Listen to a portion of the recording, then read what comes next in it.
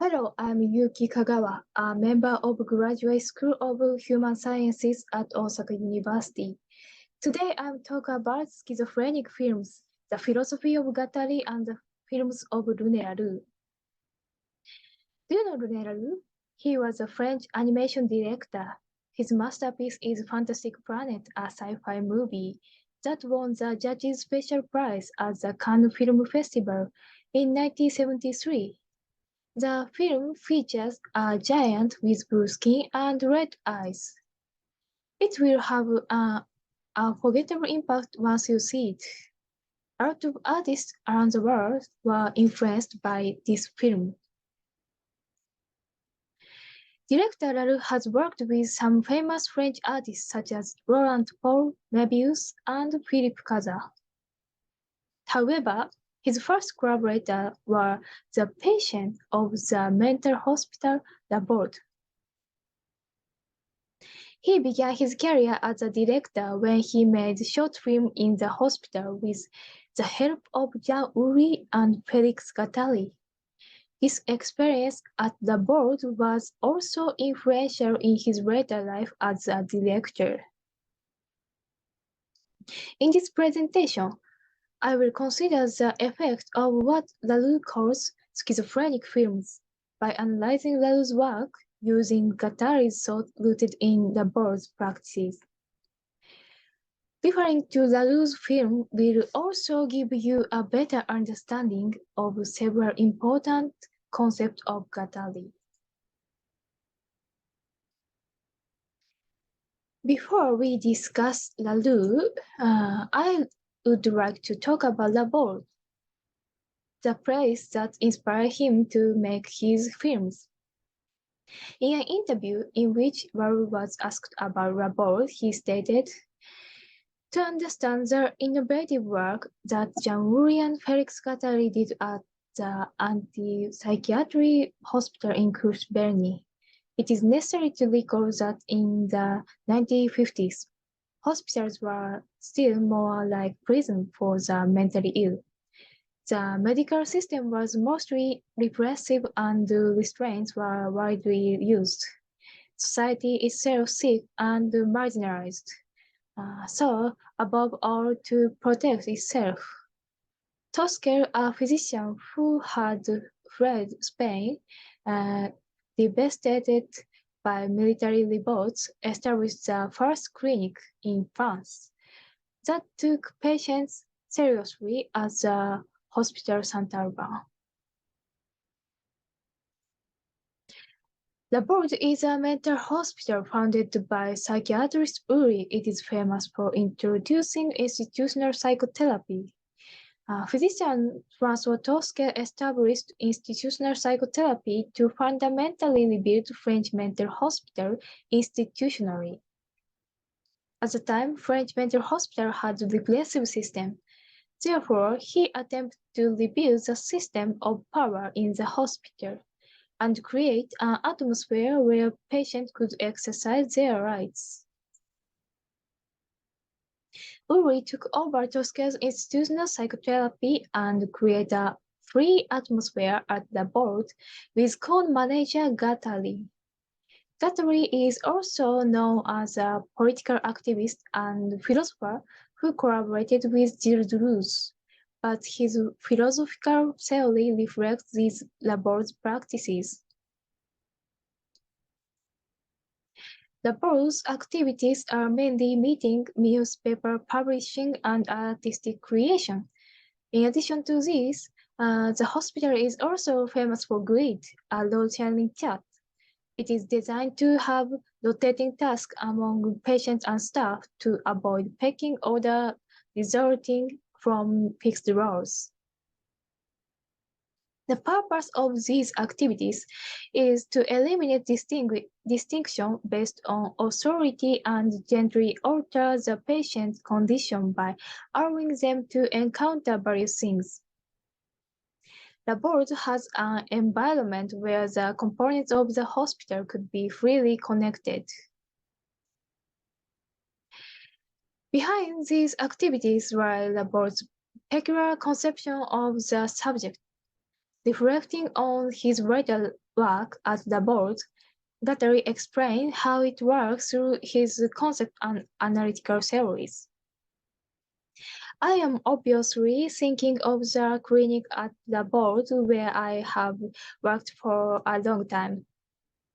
Everything is set up so that psychotic patients live in a climate of activity and assume responsibility, not only with the goal of developing an ambience of communication, but also in order to create local center for collective subjectivation. Thus, it is not simply a matter of remodeling a patient's subjectivity as it existed before a psychotic crisis, but of production sui generis. For example, certain psychotic patients coming from poor agriculture background will be invited to take up plastic art, drama, video, music, etc. Whereas until then, this universe had been unknown to them. The important thing here is not only the confrontation with a new material of expression, but the constitution of complex of subjectivation, multiple exchange between individual group machine. In traditional psychoanalysis, subject is based on universal principle rooted in the individual. In contrast to it, the Bohr's thought subject is dynamically arranged by components of the surrounding environment. This is called subjectivity. The board is a place where free subjectivity is formed because its elements are assembled and maintained freely. In other words, it is recreating patient subjectivity from the level of the atmosphere of the board. Patients can let go of the norm of fixed relationship with others, so they are led to a more livable state. The board's activities are a means to maintain this collective subjectivation that is autonomously organized. These methods are based on the hospital level, but Guattari wants to take it further into society. Guattari's analysis is called schizoanalysis, which I will talk about later. Now, let us talk about Lalou.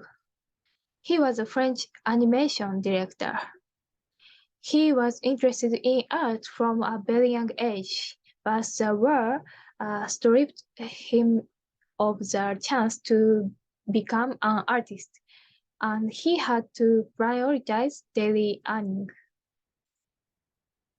However, at the age of 28, a psychiatrist friend recommended him to be a monitor at the board, which led him to conduct an art workshop in the hospital. It was here that he made his first film. He planned, wrote, and drew the film together with the patient.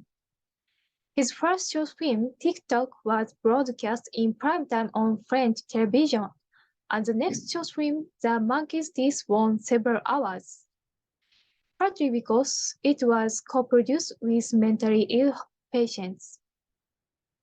Later, Lalou decided to leave the board and pursue a career in film. He then began working with the artist Topol, who was already famous at the time. Their work began with the short film Dead Time, and the next short film, The Snails, received worldwide acclaim. Finally, he was offered a feature film, Fantastic Planet, which won numerous awards and influenced many artists worldwide, thus making it Lalou's masterpiece. Later, when Topol quit making animated films, Lalou teamed up with other illustrators to make several science fiction animations with famous artists such as Möbius and Kaza. Lalu has collaborated with famous artists, but it all started in the board's workshop. In an interview, Lalu said, I have always had a solitary career, and this teamwork in the service of others has made me discover that I have a certain gift for making my fellow human beings work, a boss, while respecting their personality and talent. I think that this activity within the framework of the painting workshop or the puppet and shadow show made me feel my predisposition to become one day, in my way, a director of animated films. Making films with patience changed Lalu's identity as the board's free atmosphere collectively created his subjectivity. That is his subjectivity altered from prioritizing daily earning to making challenging films. The monkey's teeth, special production method and effect. Laporte's activity changed the subjectivity of all patients as well as Lalu. However, it was not only the activities that are special, but also the filmmaking methods. Guattari actively participated in the production of The Monkey's Teeth, the second short film made in the board. Its script was written while doing a table round with the patients. This method was suggested by Guattari, based on Jung association test. The main storyline involved a food dentist has the terrible habit of stealing poor people's teeth and selling them to rich people. A passing monkey gets revenge on him and saves the people. The film projects non-sensual impression and lacks a clear plot. Moreover, many sequences of cuts do not make sense. It is probably because the script was written using the associative method. Such cut connections are important to understand what Guattari calls an existential autoreferential effect. The essential thing here is break bifurcation, which it is impossible to represent as such, but which nevertheless exude a phantasmatic of origin. Pure creative autoreference is impossible in the apprehension of ordinary existence. Attempt to represent it can only succeed in masking it, travesting it, disfiguring it, making it pass through mystic or narrative myths of difference. New subjectivity or value are created when we stand the point of cutting off the general chain of signification. It is created from existence reference to no preconceived interpretation, but automatically. Guattari called this effect an existential autoreferential effect. In the example of The Monkey's Teeth, a sequence of nonsense cuts allow us to watch the film without any preconceived interpretation. In this way, the film provides us with an existential autoreferential effect. However, this sequence of cuts must be developed within a certain storyline. Therefore, the creator gives form to the feeling of what they want through the detail of the film's story. Nevertheless, it is perilous to cut off the general chain of signification and making an existential autoreferential effect. In this way, the film attempts to depict a worldview free from social oppression. So, what does it mean to depict a worldview free from social oppression? To clarify this point, it is important to understand how Guattari viewed schizophrenia. Schizoanalysis approaches all modalities of subjectivation in light of the mode of being in the world of psychosis. With psychosis, the world of standardized doesn't lose its consistency. Authority as such becomes the primary question. Guattari developed his theory based on the model of how patients with psychosis, especially schizophrenia, related to the world. This is schizoanalysis. He probably explored the ontological phase of schizophrenia because it involves being extremely alienated from relating to the world. We define the other and in turn the self through the refrain of our relationship with various things in the world. The refrain of relationships gives us an existential sense of the world. But these relationships and the self can change with various events. Potentially, we can always leave the self we have been and become something else.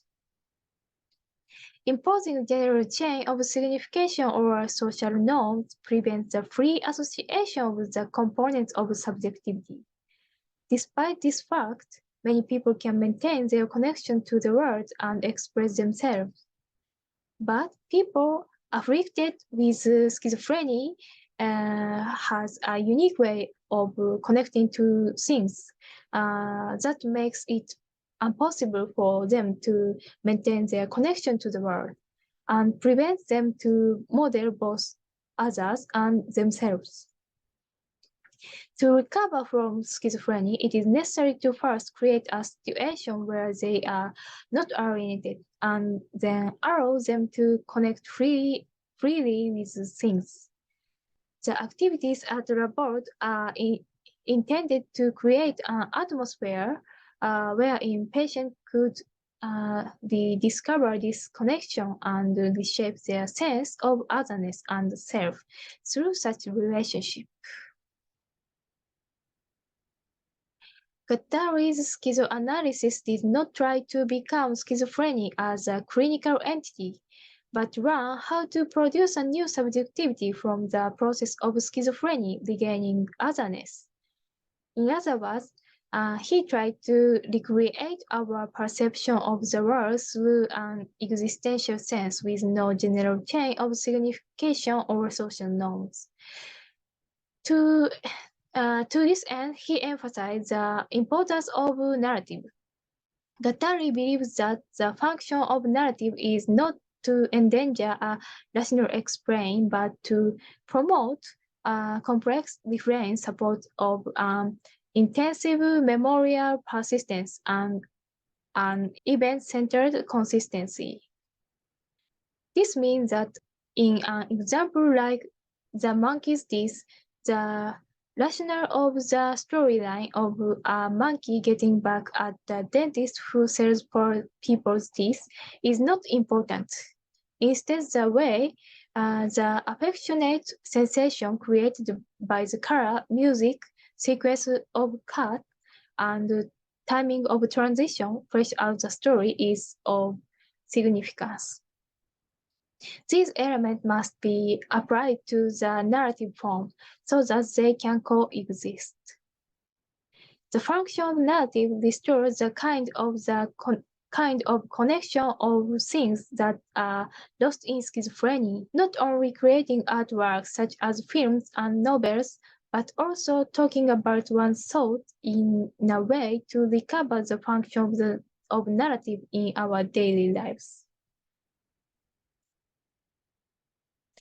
Guattari evaluates Freud's psychoanalysis as initially creating a new subjectivity with narrative, but later losing its function of enriching subjectivity by falling into stereotypical interpretation.